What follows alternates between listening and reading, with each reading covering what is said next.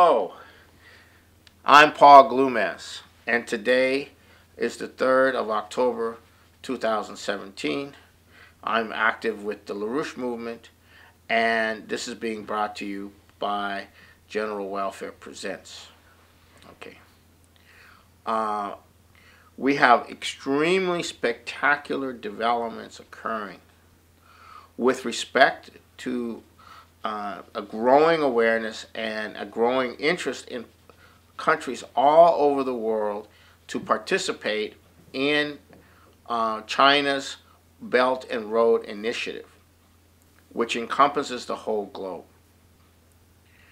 Now, China's Belt and Road Initiative, which was put forward by Lyndon LaRouche and Helga LaRouche back in the late 80s and early 90s, based on even earlier, are the product of looking at the economy as a physical system. And what is it that you have to do to transform that economy so that it produces the level of physical product able to sustain not only a greater population, but at a higher living standard.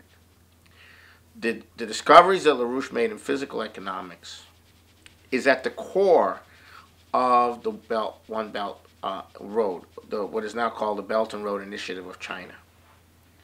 This is global.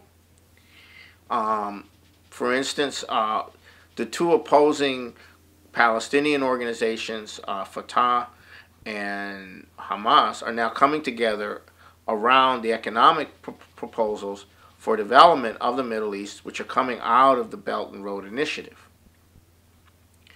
Bolivia is preparing to become an industrial power and is committing itself to becoming an industrial power based on its own sovereignty and based upon the fact that the Chinese are prepared to help them become an industrial power. Bolivia, of all places. Other nations as well are coming in. Even Jerry Brown himself, the governor of California, who has recently been at the Vladivostok in early September World Economic Far East Economic Forum, and has been coming back from China, has proclaimed a few days ago on China Day, when he visited the consul of the Chinese consul in San Francisco, that California is now firmly in support of the Belt and Road Initiative, and that California will be one of the gateways to the Pacific, to the Belt and Road Initiative. California, of all places. This is huge. This is on the eve of 4 weeks from now, that when Donald Trump will go first to Japan, then to South Korea, then 2 days in China, for bilateral meetings with the president of China, and then to the APEC summit in Da Nang, Vietnam, and then from there to the Philippines for the East Asia or ASEAN summit there in the Philippines. So this 10-day trip by Trump is absolutely potentially the beginning of a Pacific-oriented world system, not an Atlantic-oriented world system, but a Pacific-oriented world system. And we are very blessed that we are in the United States and we are part of the Pacific. And our world is now shifting to the Pacific as the center of the world economy. And we are part of that. And we must be part of that. And we're seeing increasing support for this coming from within the United States. Now, in that context, you even have a conference going on in Edinburgh where the former Prime Minister, Gordon Brown, who is Scottish, is having a conference on the Belt and Road Initiative and the role of bringing Scotland and that part of the world into this arrangement. Now, what does this mean? This means that the world has a way out of the wars, the economic collapse. This is what's going to bring warring factions together around a common future. You're seeing this starting to occur everywhere. And the power that runs the system knows that their time is gone. Their time is up. And they are now unleashing chaos everywhere they possibly can. First and foremost is North Korea. The British are now saying, in a very important think tank, is saying that a war between the United States and North Korea is not only very possible, but very likely. And the effect of this war will be to disrupt world trade, to disrupt everything in the Pacific, and to disrupt China. And that so the British and that whole crowd of imperialists are now moving as fast as possible to create in circumstances to force Trump to go to war with North Korea. And they're projecting hundreds of thousands of deaths, if not millions of deaths, a destruction of South Korea, and a disruption of the world trade and economies. Of course, this will collapse the whole financial system as well. So that is one of the triggers that the British want to use to end to prevent the Belt and Road Initiative. In the Middle East, the trigger is the Kurdish issue. The Kurds have been there for a long time, longer than the Arabs, longer than anybody else. They're essentially clans and hills people. There are Kurds in Iraq, Kurds in Syria. There's a larger grouping of Kurds in Turkey and another grouping in Iran. And Kurdish independence is what the British are now pushing in Iraq. And the Kurdish independence in Iraq will trigger a breakup of Iraq along the Kurdish, along ethnic lines. And this will also trigger something similar in Syria, in Iran, and in Turkey. And this is what Israel has now publicly supported, a breakup of Iraq and for an independent Kurdistan. And that is why, in large part, Turkey is now working with Iran, is coming around to work with Syria and Iraq to stop this. But this is the plan. The plan is to blow up the Middle East, not with ISIS, which is now being defeated, but to now re-blow up the Middle East with an independent Kurdistan. The similar situation is going on in Europe.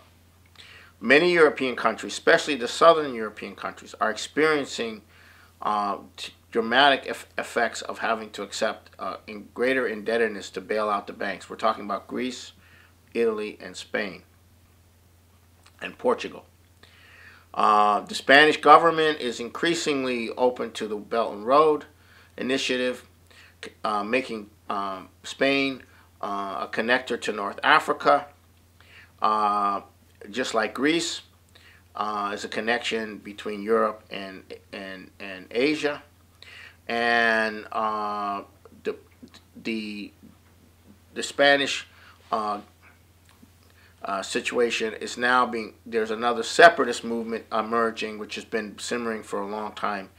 The area around Barcelona, which is called Catalonia, it's a separate region, but it's not that separate. They don't have a different language. They do speak Spanish. Or they might have a different language.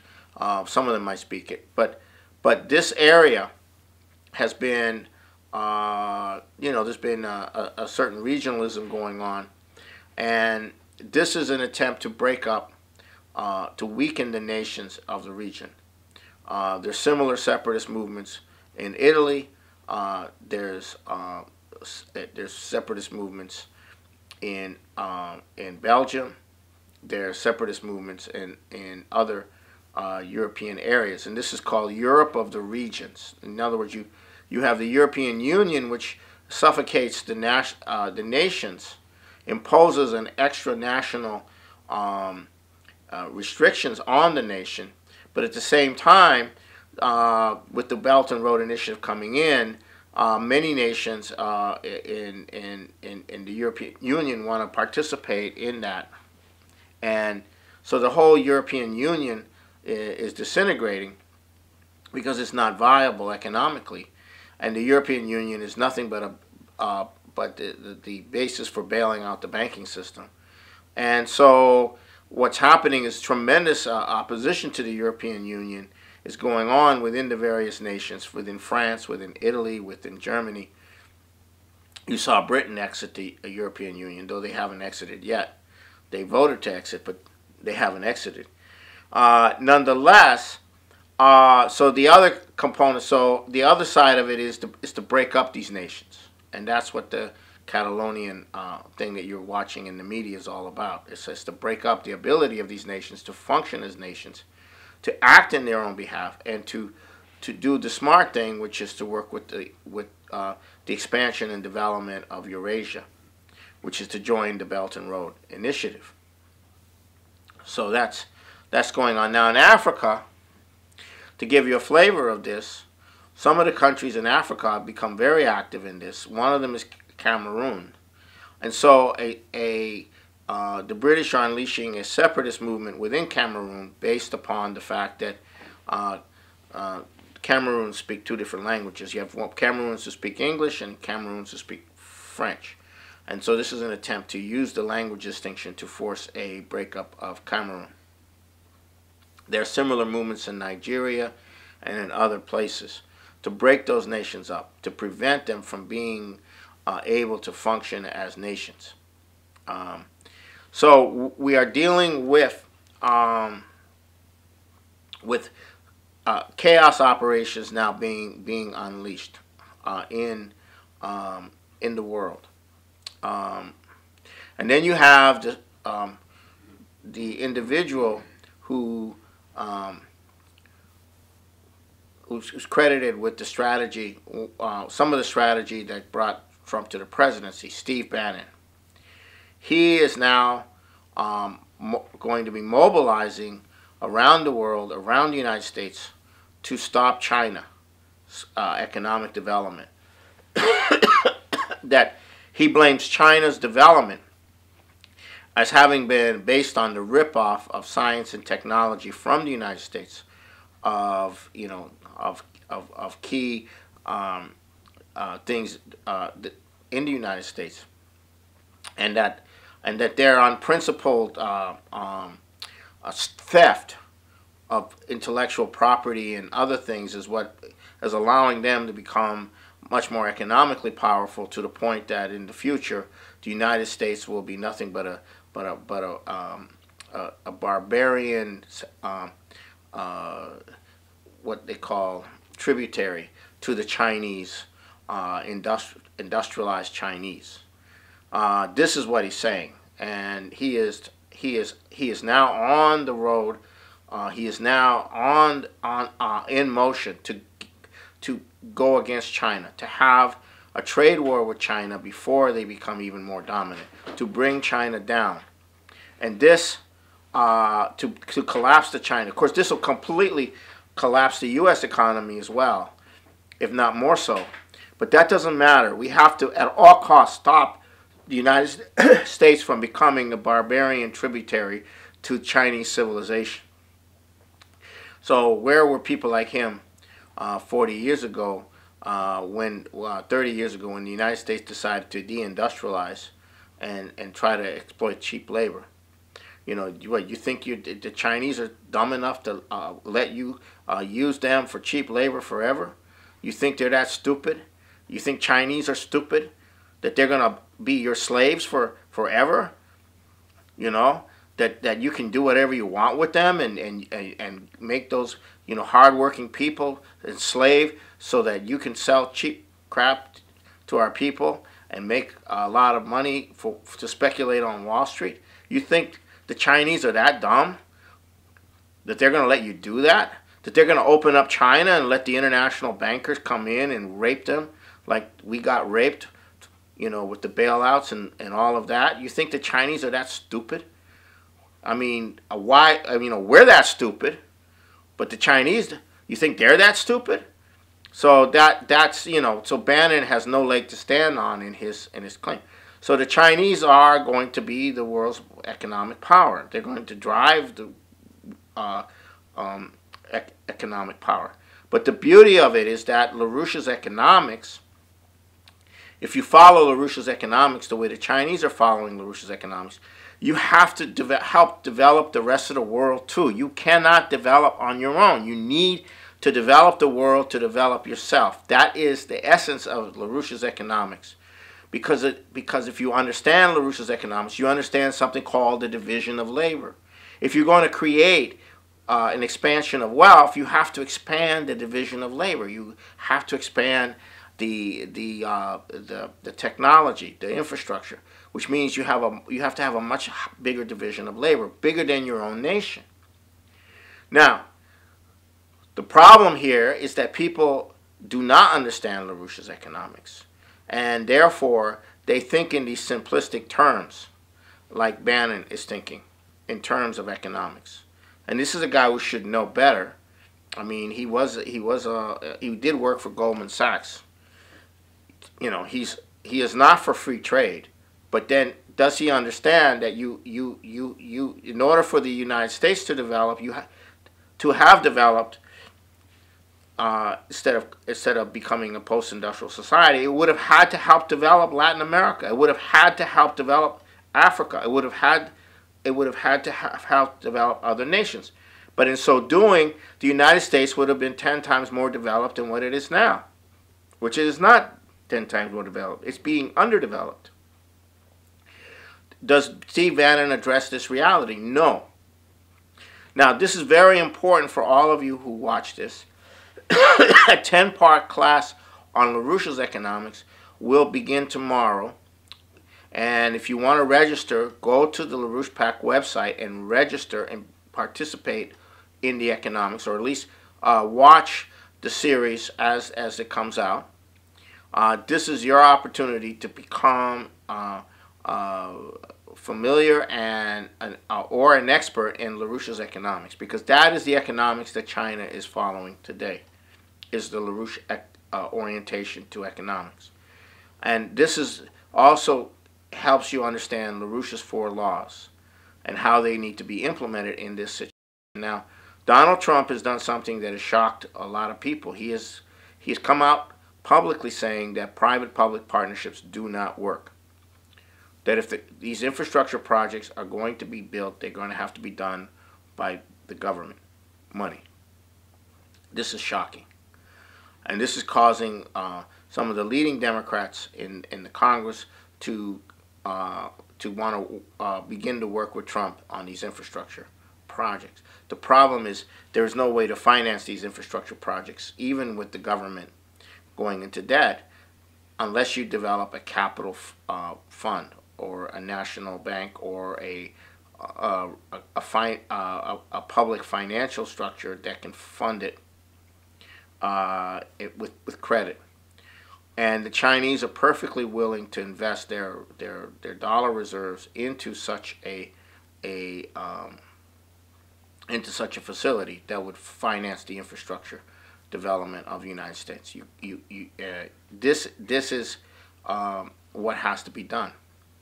So, given what's happened in Florida, and given what's happened in Texas, given what's happening in Puerto Rico, where the U.S. military has had to be mobilized to deal with that, and they've done as best a job as they could, even though the media is attacking Trump for not doing enough. He's gone the full route, and everyone involved knows that, and everyone involved knows the media is lying about that. And then we had this incident in Las Vegas, and here we have these mass murders that occur where an individual plans and plots to kill as many as they possibly can for under whatever pretext, whether it's because in this case it's because they're country western people, it's a country western concert, or whatever the particular reason. You have no, that's not the reason. Whatever the particular what might be appear to be the reason, which is not the reason. You have this going on particularly at these crucial moments, and it's very disturbing and destabilizing to have all these people injured and dead, and and there's no reason for it. Now, the deeper reason for why you have these mass murders has to do with the spread of nihilism, existentialism, postmodernism, and phenomenology of Heidegger, in the sense that there is no meaning to life, there is no reason to live, there is nothing but you and your narrative, and people who the whole environment that's being promoted is very negative to what to humanity. This whole environment, whether it's especially what's coming out of the colleges, what's coming out of the campuses, is a philosophy of the hatred of human beings, the hatred of reason, the hatred of oneself, and people living in this kind of hatred of self.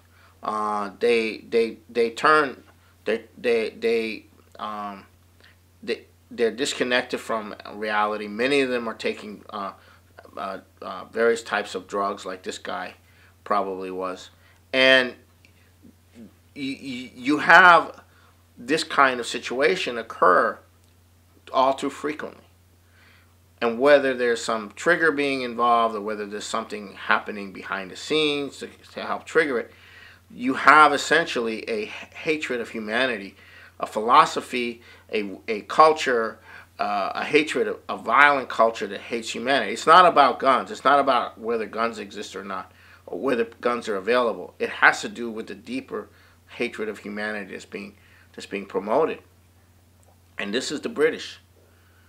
They want to get rid of most of the world's population, and they don't. So if you internalize that hatred of humanity, and then you reach a certain point where you're acting out the philosophies that you're learning in school, you're acting them out, and you're acting out the fantasies, you're acting out all of these things.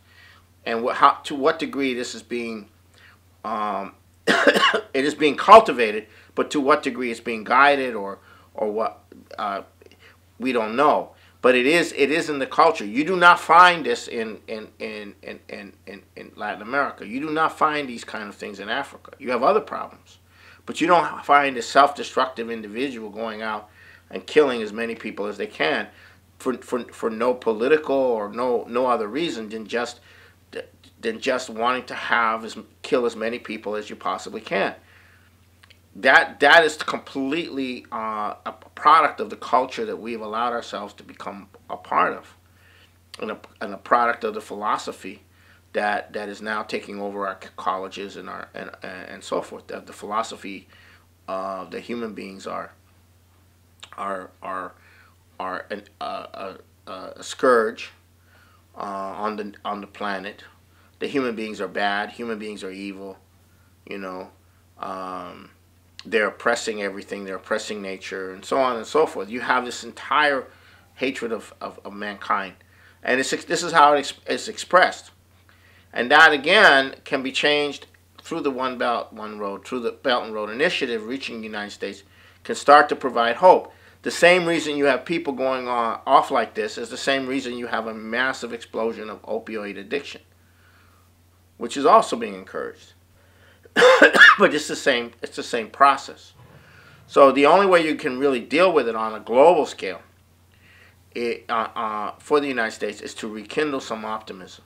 And that optimism starts with the future, a world that's being projected in the future that is where people have a future, where your life means something, because you're participating and creating a future.